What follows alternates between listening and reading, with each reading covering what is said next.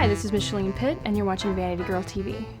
Micheline, thanks for joining us today. Of course. Thank you for having me. Of course. So tell us exactly what you do here. I know you do production, and then you also model as well. I do. That's how it kind of started, was me modeling for Pinup Girl. I don't model as much. I do still model for my own brand and then some other things when we need it here. Because of my position as a production manager, I'm going so much that it's just hard for them to throw me in front of the camera. I'm like, I have to do this, and I have to run here, and I have to run there, and I gotta pick this up, or I'll get phone calls the entire shoot. And you have to take the call yeah. because you're in Hold on a production. second, let me take this. I definitely have to juggle many things here. And you said that you manufacture and source locally, so you're really an LA brand. Yes, everything is made here in Los Angeles, and we have our own people and everything that we work with, and it's always been that way, and it probably always will stay that way too. I want to talk about your line, Deadly Dames. Sure. When we did our shoot together, you had the cutest little statement about why you started it and what some of the philosophy behind it. Definitely. Well, I started Deadly Dames because I actually started making clothes by hand because I live in a really small town. Couldn't get anything cool, so I used to do reconstruct stuff, sew things together, screen print out of my parents' garage. So I started it because there just wasn't anything out there that kind of had that edge to it, where it was girly and kind of retro, but also kind of edgy.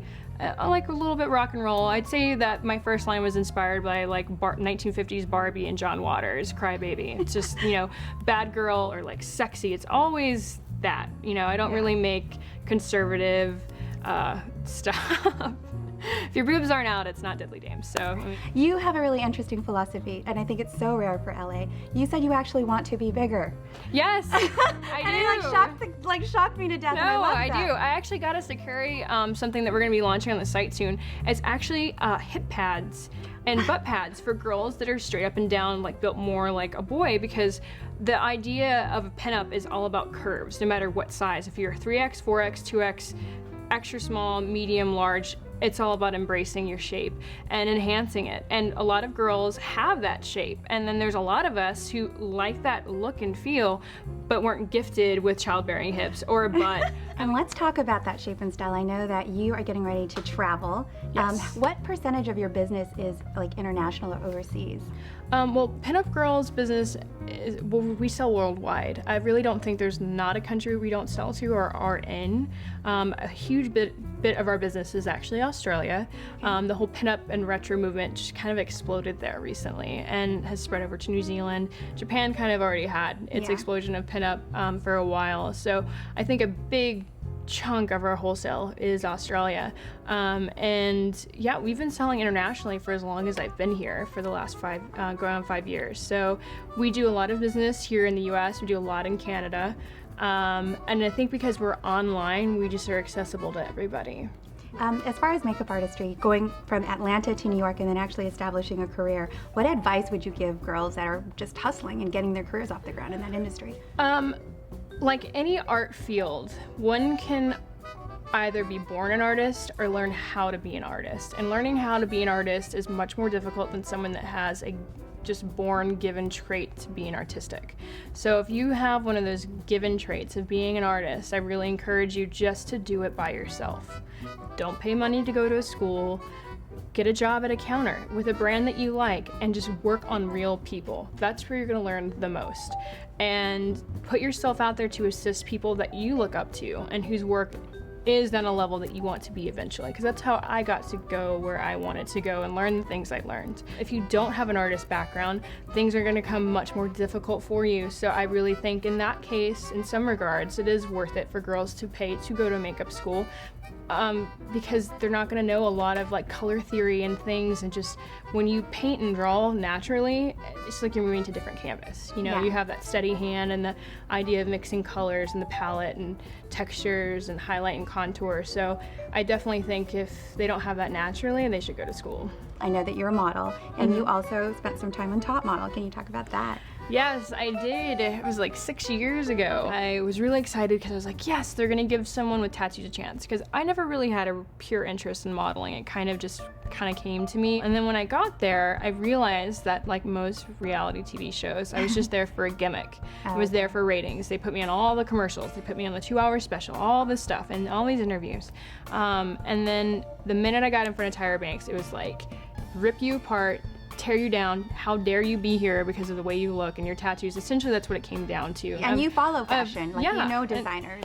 And in the long run, I know that I was a positive influence on other girls, Sure. because I get emails still to this day, and they're like, you inspire me so much. You make me think that I can do things because, you know, maybe their parents aren't supportive of their personal decisions, or other people around them say you're never going to become anything because you look different. Yeah, it's true. It's like, you know, you're not this size, or, you know, then we get that kind of discrimination too. So I think that you're right. It's like you don't need to wait for approval because there's so many different avenues you can create yourself.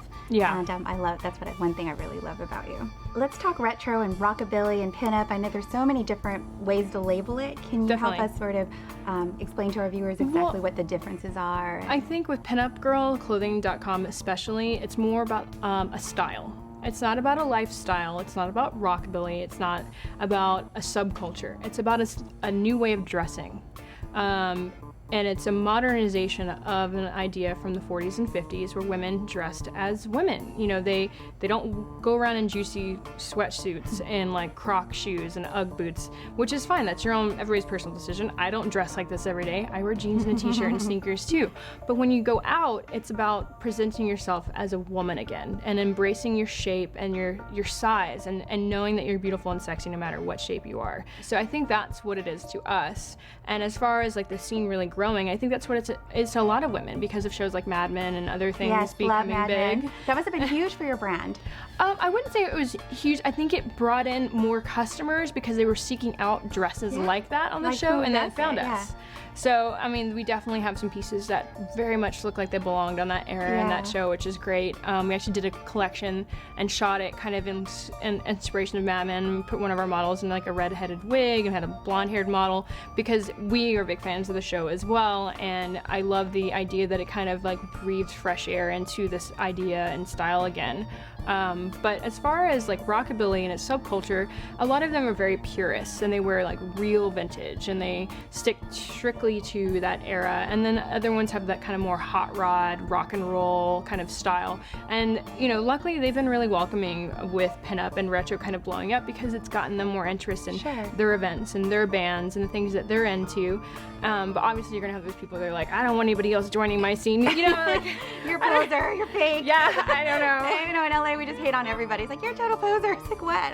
I like the style too. So I think it's about embracing everything and just welcoming people into like dressing a certain way and it doesn't, you don't have to like rockabilly. You don't have to like certain things to wear these dresses or look this way. And you don't have to go hardcore. You know, you can do a modernization with your hair and mix things up. I mean, we dress a lot of celebrity actresses and they kind of make it their own. And, you know, it's up to the girls what they want to do with it. Can you tell some of the girls what they could look forward to in one of your classes? Definitely. It's going to be 3 to 4 hours, and I'm going to have a model there, and I'm not... The model, when I say that, is going to be someone that everyone I feel like can relate to, not going to have perfect skin, you know, they're going to look just normal, like a normal girl without any hair and makeup on. And then the whole idea of it is just showing them the transformation. Because any makeup artist can make an 18-year-old runway model look good. But a real artist can look at a woman and pull out her attributes that sometimes she herself doesn't see. So that's what the point of this class is to show them what I do on how I look at someone's face and how I see certain aspects in that face that they might not notice. And then I'm going to have one-on-one interactions with the girls and give them tips on how to improve and maybe what they're already doing as well. And honest opinions. If I see somebody with busted eyebrows and they want my honest opinion, I'm going to tell them to stop shaving them and, you know, use a lighter brow pencil and maybe don't use pencil, maybe use a powder and, you know, different things. So it's going to be a really great learning experience and it's going to be fun and casual, and then they're going to get to go shopping afterwards and get all the product that we talked about, my favorite stuff. So I'm going to go around with them afterwards and just help them get things that they want and answer questions, and it's going to be fun. It's going to be like hanging out with your girlfriends, like, you know, and then going shopping afterwards. So someone with my features, like what kind of things would you say, do this, don't do that, or... With your features, I say the biggest thing is because you have really beautiful, big, full lips. You have to either decide if that's going to be the focal point or not for your makeup look. You can't ever do bright or strong lipstick colors if you're going to pull off a smoky eye, because they're going to be fighting each other to try to get the focal point, and it's going to look overly made up. Now, if you're going to do like a bright red lip, you have to keep the eyes really clean and simple. Obviously, make it more of a nighttime look as well. You have great, cute, round cheeks, which is awesome because it just gives you a nice youthful look. So I always tell girls that have more of a round face to make sure that they contour a little bit with bronzer, because that way it really gives a nice shape, and then when you smile, it really brings out the definition of the face. It's really important. So brows, bronzer, and then deciding what to do with your lip, and then balancing everything Definitely. on top of that. Yeah. And what about your fashion? Who inspires your fashion designs? I would say the most, starting out when I was really young, I'd say I felt like Betsy Johnson was a huge inspiration, because she kind of really had an interesting idea of like reinventing stuff and mixed 50s and 80s and punk rock and, you know, all this stuff kind of together and created her own look, which is really awesome. And a lot of times it's not even a designer, it's an actual like thing, like a doll or a brand or a movie that will make me want to do something. I love it. So there you have it. I want to thank Micheline for joining us today. I want to wish you safe travels to Australia, and keep us posted. Send us pictures.